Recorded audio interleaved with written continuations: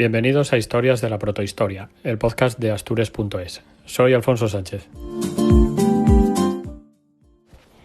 Bueno, pues vamos allá con el episodio número 15 del podcast. Muchísimas gracias a todos por los comentarios de los últimos días y por estar ahí al pie del cañón, que vais haciendo esto cada día más guapo y más grande. Bueno, hoy voy a hablar de castros, pero voy a hacerlo en un periodo que no es el habitual. Voy a hablaros de castros, de poblados fortificados del noroeste de la península ibérica entre los siglos V y VII después de Cristo. Hace unos episodios os hablé de los vándalos y del papel que jugaron en el territorio astur, y muchos me comentasteis que os había resultado interesante por saber qué era lo que había pasado en el territorio después de que el Imperio Romano cayera. Porque realmente la tardoantigüedad se caracteriza por una falta de información que es provocada muchas veces por la falta de investigación arqueológica, pero sobre todo también, evidentemente, por la falta de fuentes, aunque cada vez se van descubriendo más. Pero lo cierto es que pues es un periodo bastante desconocido. Entonces, sorprendentemente, en ese periodo también hay castros y es interesante saber cuál es su naturaleza y qué función tienen en el paisaje, puesto que, como os podéis imaginar, pues es una función diferente al periodo prerromano, en el que los clanes y las tribus controlaban el territorio. Por tanto, pues vamos a hablar de castros, pero en un momento diferente. A ver qué os parece.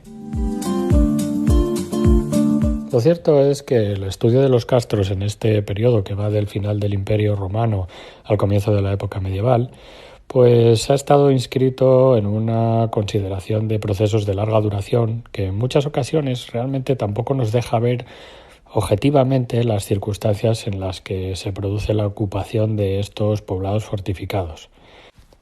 Afortunadamente, en la última década se están llevando a cabo trabajos específicos sobre los castros en la antigüedad tardía. Estos estudios están encaminados sobre todo a saber de qué tipo de asentamientos estamos hablando, es decir, si pueden ser considerados castros o no. También el grado de ocupación que tuvieron, o si esta ocupación es estable o fue simplemente episódica o transitoria.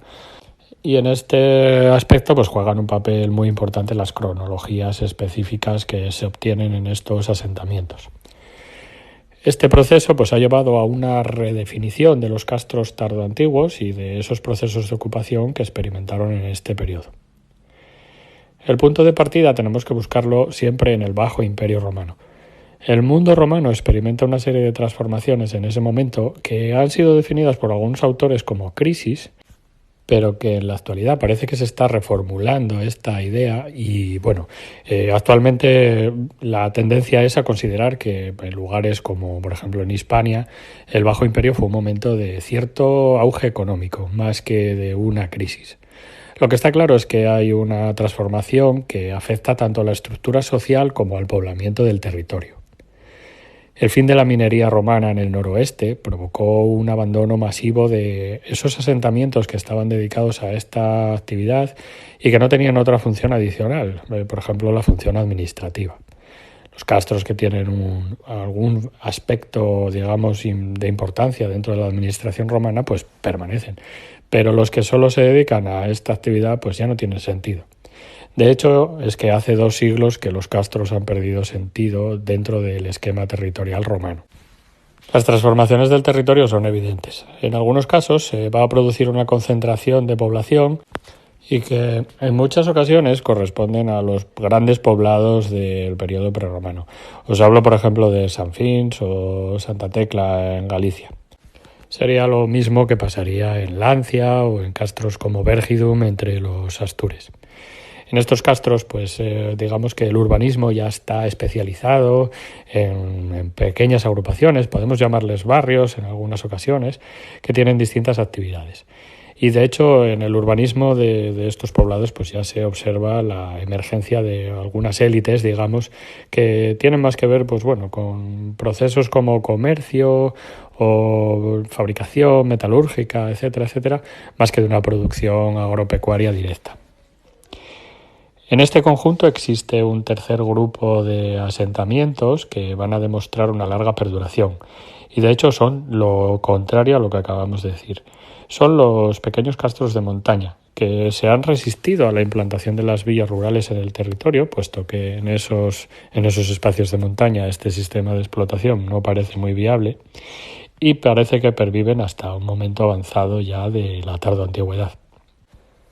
La caída del Imperio Romano y la posterior presencia germana en el noroeste, pues bueno, tradicionalmente fue interpretada como una ruptura del mundo romano. Pero el avance de la investigación nos está enseñando que el nuevo poder germano necesita de las élites hispano-romanas para mantener tanto las infraestructuras como la red de poblamiento del noroeste. Así que actualmente se ve más como un proceso de evolución interna que como una germanización, vamos a decir, del territorio y las costumbres. Por lo tanto, bueno, la realeza germana podemos decir que en muchas ocasiones es urbana y no se conocen por el momento asentamientos específicamente germanos en el noroeste, no así en la meseta, donde tenemos varios yacimientos visigodos muy importantes.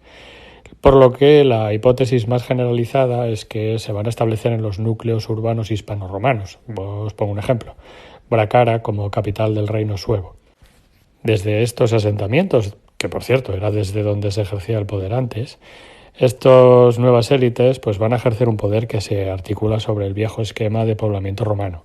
Civitates, asentamientos secundarios, vicus, castros con función de civitas, villas y bueno, pues en ese conjunto aparecen esos pequeños castros de montaña que os comentaba antes. Se plantea, por tanto, la pregunta de si se produce una continuidad en la ocupación de los castros o realmente es una reocupación tras una ruptura. Bueno, pues aquí tenemos que decir que en realidad se producen las dos cosas, pero depende del tipo de asentamiento. En la evolución de los castros de este periodo hay que tener en cuenta la expansión del cristianismo en el territorio. Es un factor importante. Algunos de estos asentamientos fortificados se van a convertir en sedes episcopales, por ejemplo, Bretoña, en Lugo. Además de las viejas capitales conventuales que van a seguir manteniendo su estatus, por supuesto. Estoy hablando de Astúrica, de Lucus y de Brácara. Otros castros, como por ejemplo el de Vergidum, el de Castro Ventosa, viven un esplendor gracias a su posición en las vías de comunicación. En este castro, por ejemplo, se percibe un amurallamiento de época tardía y además un auge en su poblamiento en detrimento del núcleo cercano de época romana. Es un castro más grande, es un castro más fuerte y es un castro, digamos, que se puede defender mejor. Y además, pues ejerce esa posición de control del territorio sobre la vía y sobre los campos circundantes. Digamos que está bien preparado para un conflicto. Tampoco podemos dejar de mencionar eso que los medievalistas llaman castillos de primera generación, que son los herederos del sistema de fortificaciones romanas destinados a vigilancia de caminos, por ejemplo, esas turris de las que os hablo alguna vez en Astures, y que mantienen su función, sobre todo en época visigoda, como fortalezas.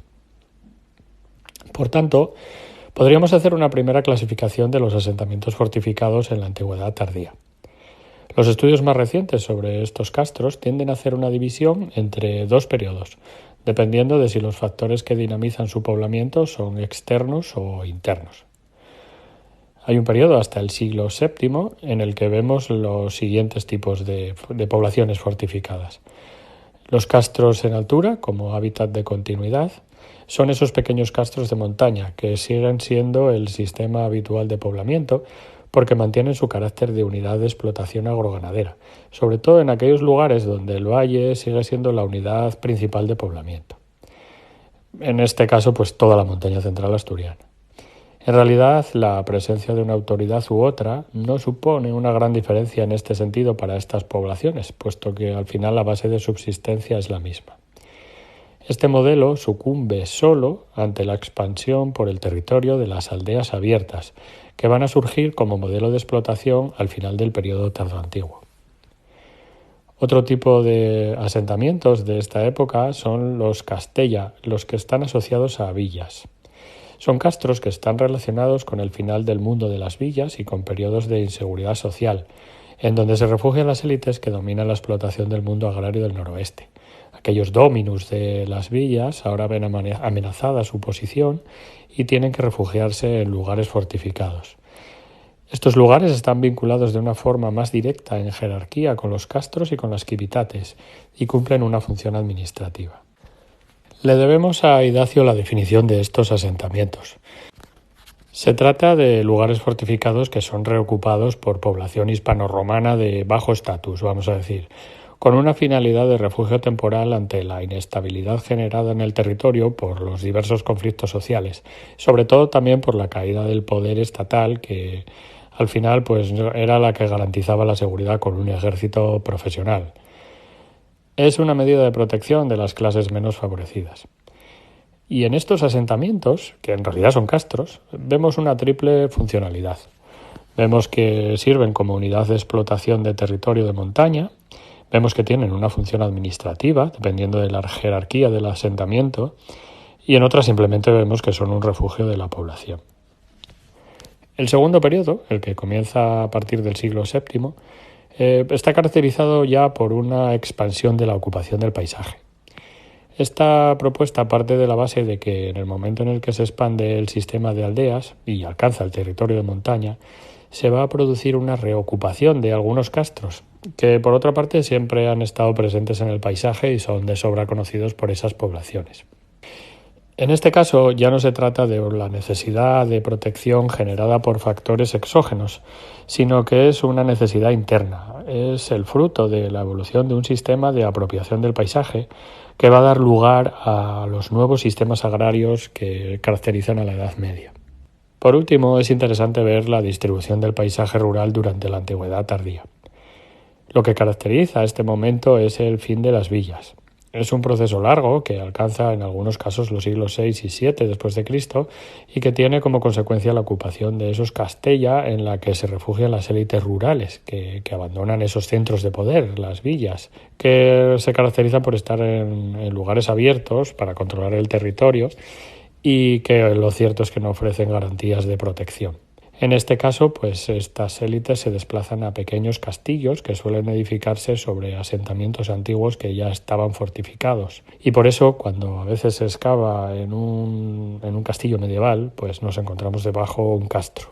Al sistema de villas le sustituye gradualmente el de aldeas, en el que la población, a través del colonato, se agrupa en asentamientos abiertos que explotan un territorio. Estos asentamientos van a ir sustituyendo poco a poco al hábitat de montaña al ofrecer una alternativa más eficiente. En algunos casos produce un asentamiento sobre viejos castros. Los viejos castros ya os dije en muchas ocasiones que se sitúan al lado de los mejores terrenos de cultivo y eso pues bueno favorece que los nuevos asentamientos, los asentamientos de nuevo cuño, vamos a decir, pues realmente se sitúen cerca porque los campos de cultivo son los que son. Y en ocasiones incluso se erigen sobre esos viejos castros. Pero la diferencia es que esa ocupación ya no responde a una necesidad de protección, sino a la idoneidad para la explotación agraria y ganadera del paisaje. Así que este es el verdadero final del castro de montaña. En unos casos sucumbe y en otros casos se transforma simplemente en los nuevos sistemas de poblamiento, que ya dependen de nuevas estructuras de poder, tanto civiles como religiosas. Sobre todo son los asentamientos que dependen, digamos, de estos monasterios y de estas unidades de explotación vinculadas a la Iglesia, las que van a ser los precursores de un nuevo sistema de explotación en época altomedieval. Es decir, el paisaje castreño del noroeste de la península ibérica sobrevive durante el Bajo Imperio cuando se dan dos circunstancias. La primera, que el castro tenga alguna importancia económica, por ejemplo, vinculada a la minería o a la agricultura. Y la segunda, que haya sido elegido como un centro administrativo dentro del sistema de civitates.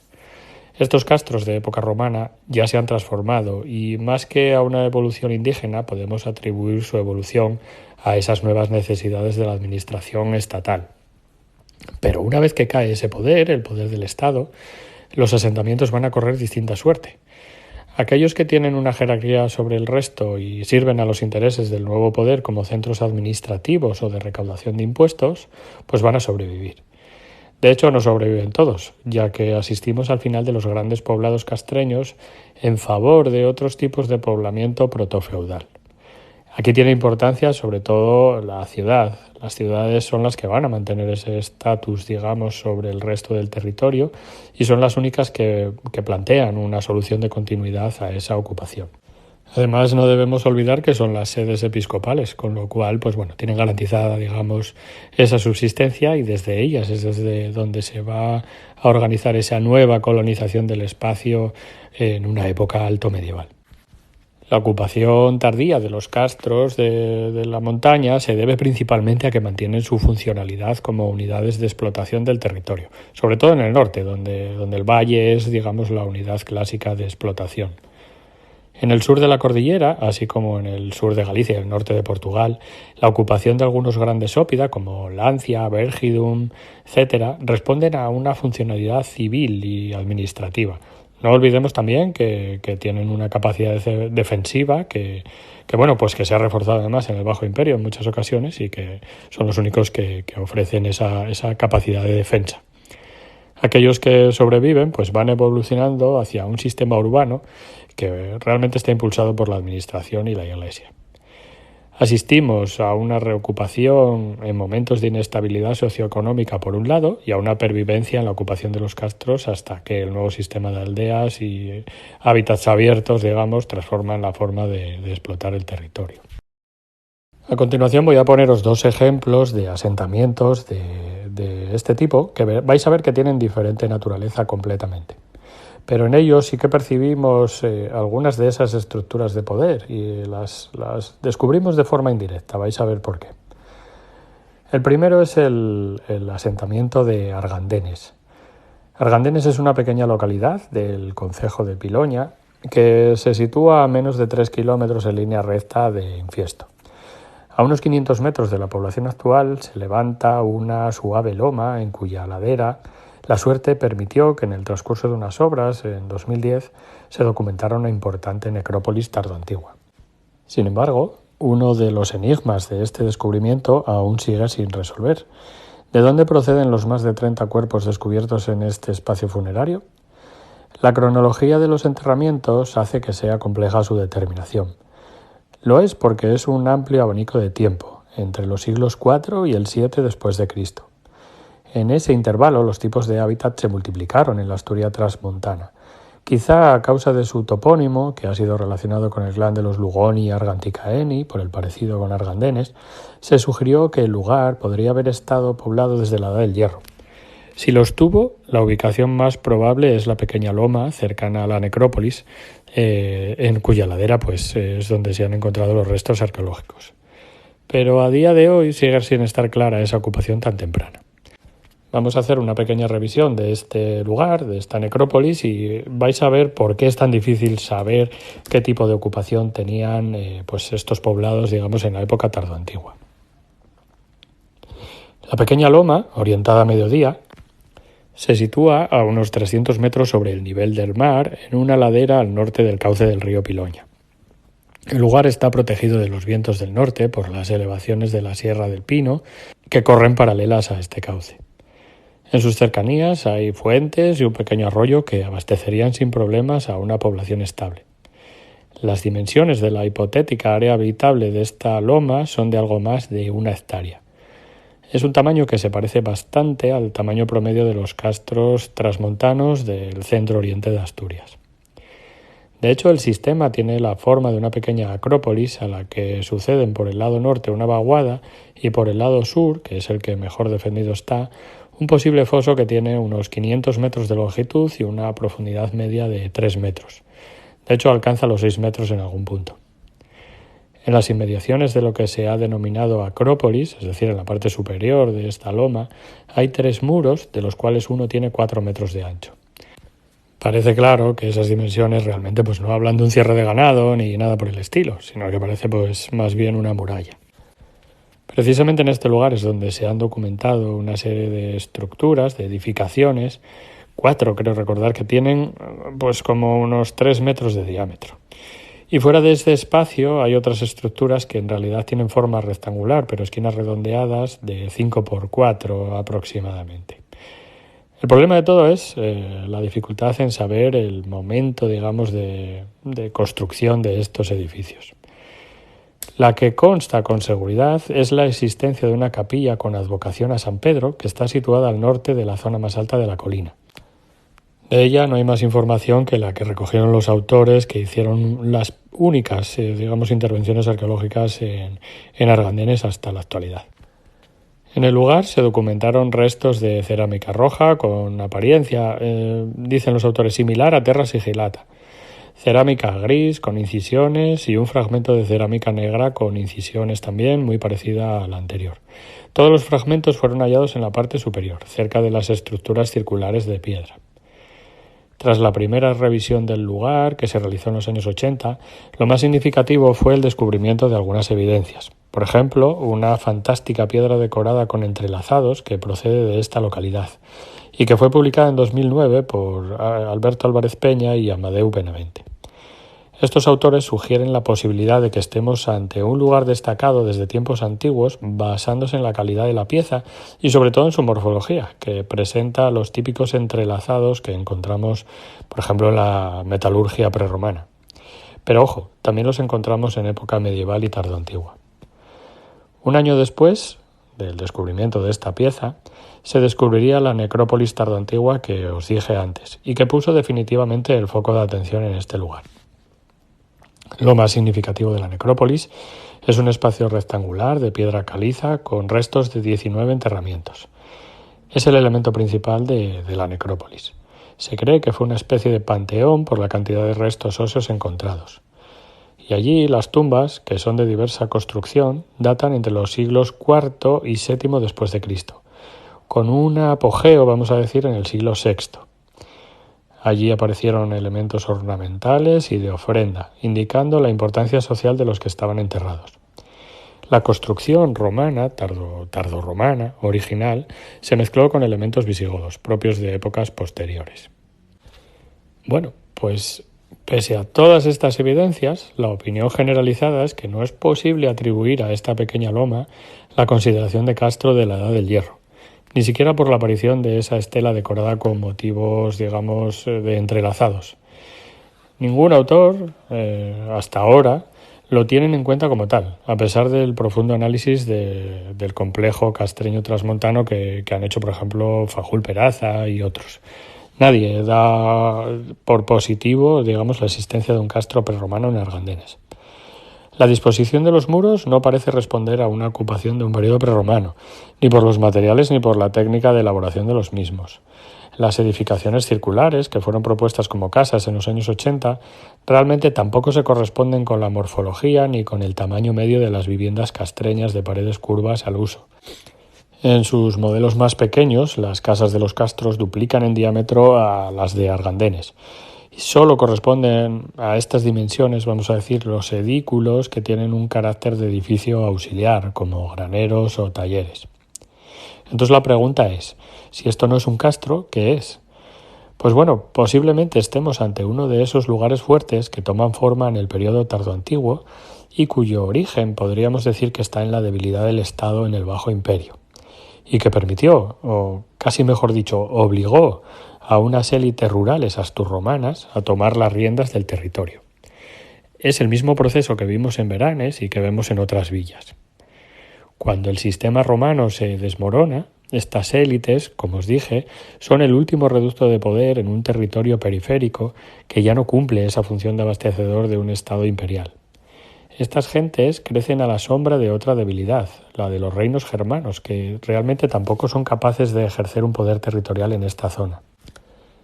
Yo me pregunto si esos muros que aún se conservan son restos de una fortaleza o de una villa fortificada de este periodo, de la que la necrópolis sea la evidencia más plausible.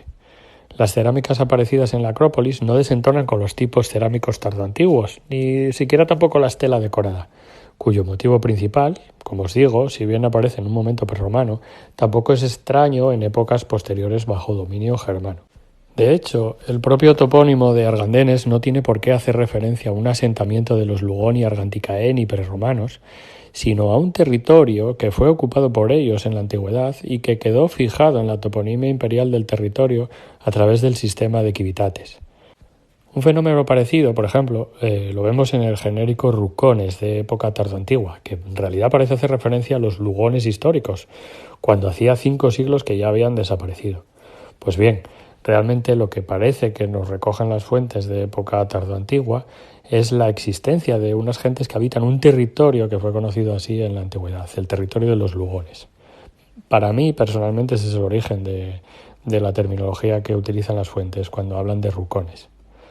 Mi pregunta es, ¿se puede descartar la existencia de un castro en un lugar con estos antecedentes sin hacer una excavación arqueológica? Supongo que ya adivinaréis la respuesta. A mí lo que me parece es que en Argandenes lo que falta es un estudio que podría comenzar por una prospección geofísica de la ladera, así como una intervención con varios sondeos en torno a estas estructuras que se han puesto de manifiesto en las prospecciones. Lo demás son todo especulaciones. Pero realmente Argandenes sí que nos sirve para entender eso, para entender la dificultad que tenemos a la hora de entender las dinámicas territoriales, sociales y de poder del periodo tardoantiguo. Y ya para finalizar, el otro asentamiento del que os quería hablar es el que se conoce como el Castichu de Tiós, en Lena.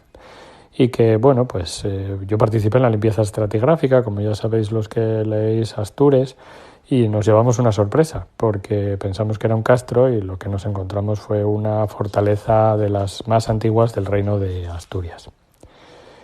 De hecho, los trabajos de investigación que se están llevando en el Valle del Huerna, dentro del proyecto Pintayus, pues están sirviendo, entre otras cosas, precisamente para ajustar el conocimiento que tenemos sobre la evolución histórica y territorial de este espacio. Un espacio que realmente fue clave en las rutas de comunicación entre el territorio astur transmontano y la meseta. De ahí la relevancia de lo que se documentó en los resultados obtenidos en el Castichu de Tiós, porque están transformando la interpretación que hasta hace poco se tenía de este enclave. Este lugar siempre fue considerado un castro y además es considerado un castro indígena que estaba cerca de una turris romana que se encuentra un poco más abajo. Y en realidad, aquí nos hemos encontrado alguna serie de cosas que os voy a contar a continuación. Realmente, tras los análisis más recientes, lo que las dataciones de carbono 14 y los estudios arqueológicos han permitido decir es que lo que hay es una secuencia de ocupaciones que abarca desde los últimos siglos del Imperio Romano hasta plena Edad Media y revela un proceso de continuidad y transformación que es muy significativo. Nos habla del fin del mundo romano a la reorganización del territorio en época tardoantigua. Las muestras sitúan la primera ocupación del Castichu entre los siglos III y IV después de Cristo. Es ese momento del Bajo Imperio que, como os digo, en algunos momentos se ha definido como crisis y que ahora parece ser que se trata más bien de un momento de auge económico. Durante este periodo, lo cierto es que hay inestabilidad política y también se producen las incursiones de grupos de campesinos que han quedado sumidos en la pobreza y protagonizan ese fenómeno de los bagaudas y de estas revueltas campesinas. También el temor a las invasiones bárbaras llevaron a muchas comunidades del noroeste a reforzar algunas fortificaciones o a levantar nuevas defensas, como os dije al principio. El Castichu se enmarca en este fenómeno de refortificación tardoimperial, que respondía realmente a la necesidad de proteger a la población y los recursos del entorno en un contexto de inseguridad. Este episodio inicial de ocupación puede considerarse una manifestación local de esos cambios que afectan al conjunto del imperio. Y aquí podemos decir que se produce una militarización del paisaje y quizá una reorganización del poder. Y se hace en torno a estos castros tardoantiguos, que podemos llamar núcleos fortificados. Siglos más tarde, en el mismo lugar, hacia el siglo VIII después de Cristo, vemos que el lugar está de nuevo poblado. Hay una reocupación, hay una reconstrucción del recinto y se transforma en una fortaleza de gran relevancia local. Esta nueva fase va a coincidir con un periodo de agitación política, la descomposición del reino visigodo, la invasión musulmana y la posterior reorganización del poder en el norte peninsular. Las élites del Valle del Huerna, conscientes de la importancia estratégica de este paso natural entre la meseta y Asturias, decidieron reutilizar y reforzar la antigua fortificación, adaptándola a las nuevas necesidades defensivas y políticas. El Castichu de Tiós se sitúa así en el mismo contexto que otras fortificaciones tempranas, por ejemplo Gauzón, desempeñando un papel fundamental en el control de los accesos desde los puertos de montaña y en la defensa del territorio. De hecho, las dataciones más precisas lo sitúan entre las fortificaciones más antiguas de este reino, el reino de Asturias. La ocupación del Castichu se mantuvo durante varios siglos y se prolongó hasta los siglos XI al XIII, momento en el que el lugar ya debía funcionar como una torre o incluso quizá como un castillo feudal, una pieza dentro de la red de poder local. Los estudios zooarqueológicos y tafonómicos que se realizaron sobre los restos que recuperamos en el yacimiento, en realidad unos 186 fragmentos óseos, nos dejaron abrir una ventana a la vida cotidiana del Castichu. Se identificaron dos fases principales, una de la Alta Edad Media, entre los siglos VIII y X, y otra la Plena Edad Media, los siglos XI al XIII. Allí aparece más o menos la misma cabaña ganadera, bóvidos, caprinos, cerdos y también aparece perro. Esta composición refleja un patrón alimentario típico de la Europa medieval. Bueno, más allá de todo esto, la importancia del Castichu reside en su posición estratégica. Desde su emplazamiento domina el acceso a 3 vías de comunicación principales que descienden desde los puertos de montaña hacia el interior del que es el Reino de Asturias. Su control permitiría vigilar el tránsito entre las zonas leonesas y asturianas, garantizando la defensa de las fronteras del reino.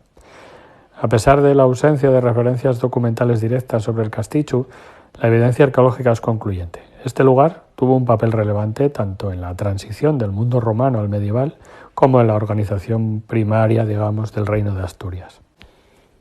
Y bueno, en definitiva, esa es la clave de esto que estamos hablando. Estos castros de la tardoantigüedad realmente lo que suponen pues es ese tránsito entre dos periodos. Son el reflejo de la articulación de ese poder rural, de ese poder arraigado en el territorio que tiene sus más profundas raíces en el mundo hispano-romano. También, pues quizá más profundas aún, son las raíces de ese mundo hispano-romano hacia el mundo prerromano, ¿no? Pero aquí ya es más difícil de percibirlas. Parece que los grupos fuertes de poder de este periodo en el territorio pues son realmente las élites hispano-romanas, aquellas que se hicieron con el poder después de la articulación estatal, digamos, del territorio astur conquistado y que pues durante los siglos finales del imperio fueron enriqueciéndose. Sí es cierto que se confirma que los últimos siglos del imperio fueron de cierto auge económico en esta zona, en la zona de Hispania, vamos a decir, pues realmente la posición de estos potentados rurales era fuerte. Y fueron los únicos que fueron capaces de plantar cara a los peligros que venían de más allá de los Pirineos. Y realmente ese es el origen de los castillos, de los primeros castillos que vamos a encontrar en época medieval. Es un proceso fascinante que realmente nos lleva, fijaos, desde los castros a los castillos. Y bueno, pues aquí surgen algunos asentamientos como el castillo de Tudela y también pues todos estos, el castillo de Gauzón y todos estos asentamientos fuertes que digamos que bueno, son esa expresión de poder que os estoy comentando.